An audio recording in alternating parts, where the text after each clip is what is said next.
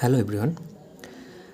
এখানে বলা আছে 40% আর দ্য পাসিং মার্কস, এই স্টুডেন্টস গেট 250 মার্কস, মানে 250 মার্কস পেয়েছে কিন্তু 38 মার্কসে ফেল হয়ে গেছে। তাহলে কীভাবে করবো? পাসিং মার্কস কত আছে? 40%। আর আরেকজন স্টুডেন্ট কত পেয়েছে? 250, কিন্তু সে ফেল হয়ে গেছে কত মার্কসে? 38। তার মানে তাকে আরও পাস করার জন্য 38 মার্কস পেতে হতো।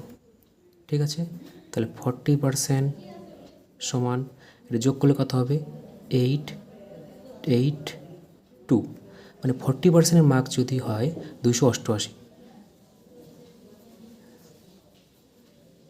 তাহলে আমাদের কী চেয়েছে? ম্যাক্সিমাম মার্কস, মানে 100% কত?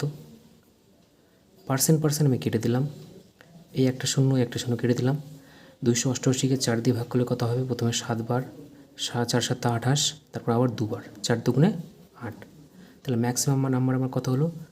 72 × 10, মানে 720।